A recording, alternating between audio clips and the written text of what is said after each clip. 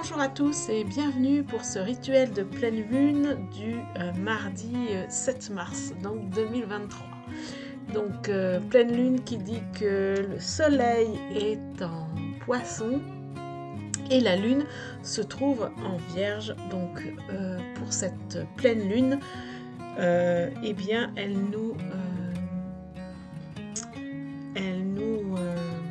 connecte à la médecine de la Vierge. Donc quand je parle de médecine, on parle de médecine au sens amérindien du terme, et c'est-à-dire la puissance et puis la spiritualité. Donc la spiritualité de la Vierge. Et pour ce rituel, je m'appuie bien sûr sur le Moon Journal de Sandrine Veriken de Astro Bohème. Donc voici, pour ce mois, pour cette pleine lune, je reprends mon cahier, mon art journal, et je vais vous proposer une page de art journal. Alors, étant donné que, comme j'ai dit tout à l'heure, nous sommes dans la spiritualité de la Vierge, eh bien, une des couleurs, c'était vraiment le bleu pour faire penser à la sagesse, à la pureté, à la sérénité.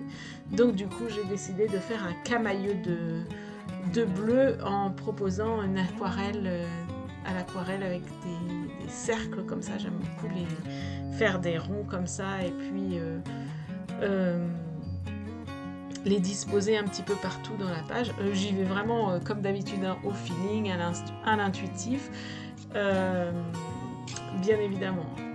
Donc voilà, je dispose un petit peu des ronds comme ça, et en fait je vais le faire en deux étapes parce que j'ai besoin que les ronds se chevauchent, et du coup il faudra bien attendre les temps de séchage.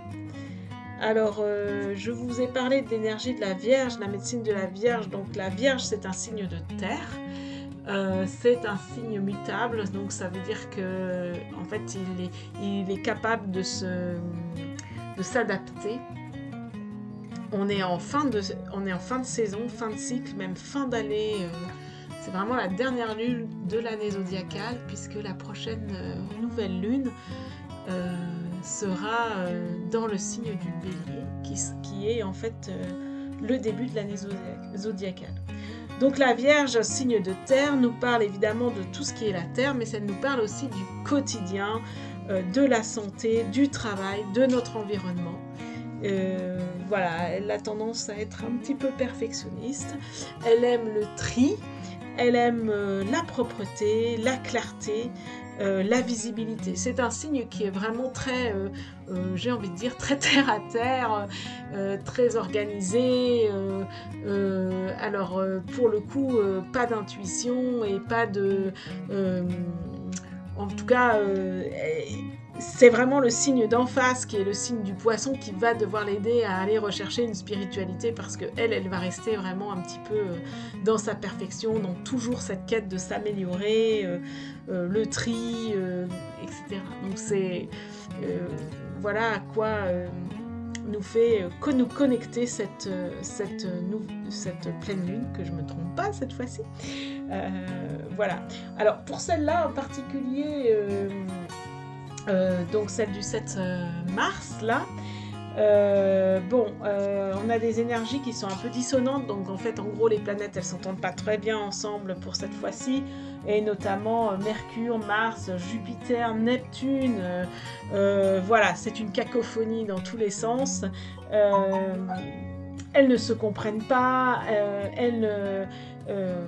voilà, elles ont tendance à pas se comprendre, elles sont vraiment dissonantes, et donc du coup, voilà, ça peut être un peu beaucoup de flou pour nous.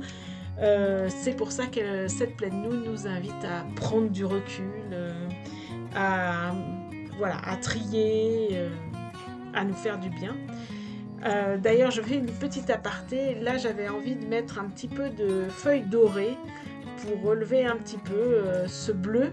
Et donc du coup je refais la technique que j'avais fait la dernière fois, c'est-à-dire je mets de la colle, je mets ces feuilles d'or. Donc moi je les ai trouvées chez Sostren Grainé, pour pas très cher. Et puis, et voilà, il faut mettre la colle comme vous voulez, et mettre la feuille d'or dessus. Et ensuite attendre bien que ça sèche et après, avec un pinceau, retirer le surplus.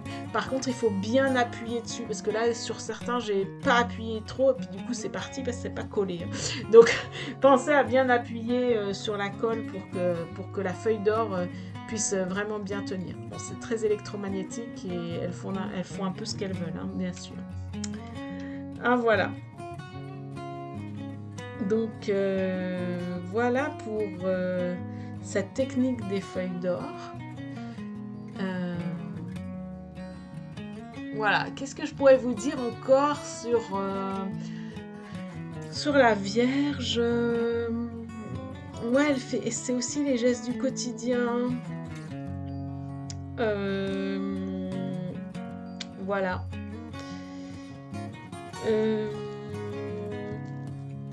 Je peux vous dire aussi quelque chose d'assez important. C'est que, donc du coup, aujourd'hui, le 7 mars, il y a Saturne qui va rentrer en Poisson. Et Saturne, eh bien, c'est toutes nos restrictions. C'est un peu le grand-père des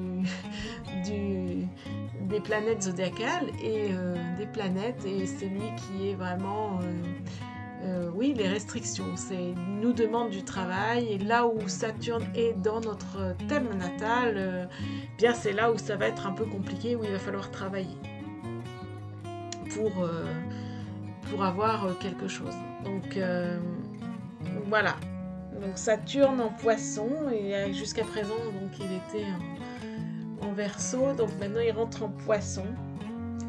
Donc pendant une révolution de Saturne, c'est 2 ans, donc 2 ans et demi même. Donc ces prochains temps, voilà, il va y avoir. Et le Poisson, ben c'est fin de cycle, c'est la spiritualité, c'est le tout, c'est voilà.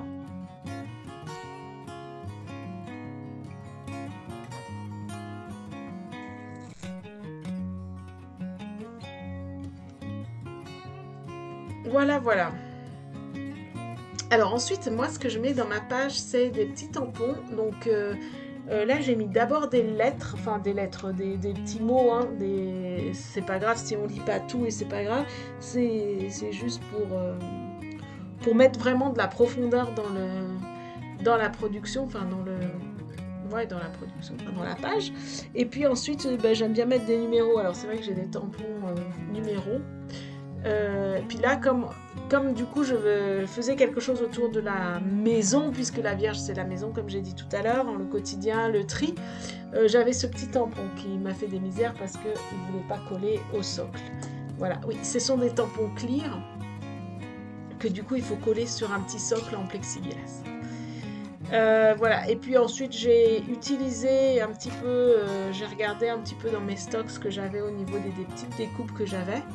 Et puis du coup j'essaye de les positionner pour que ce soit harmonieux. Donc j'ai mis des petites fleurs, j'ai mis des pots avec des petites fleurs, ouais, pour vraiment cette idée de maison. Alors c'est pas la maison comme le Cancer comme on a vu en janvier, mais c'est la maison au sens propreté, au sens tri, au sens clarté, visualité, organisation de la maison. On n'est pas dans le cocooning du Cancer. Hein. Vraiment, c'est plutôt tri. Voilà.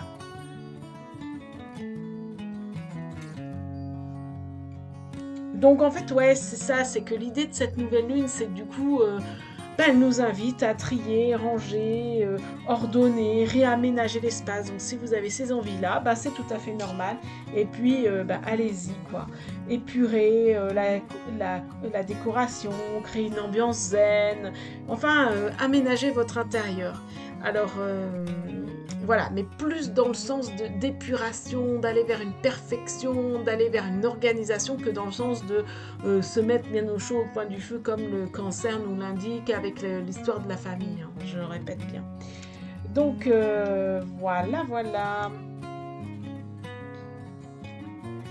Et puis bien sûr, comme c'est une pleine lune, eh bien, on peut faire toute une liste cette fois-ci de souhaits que vous avez envie pour cette pleine lune avec l'énergie de la Vierge par rapport au service, l'organisation du quotidien, le travail, la santé.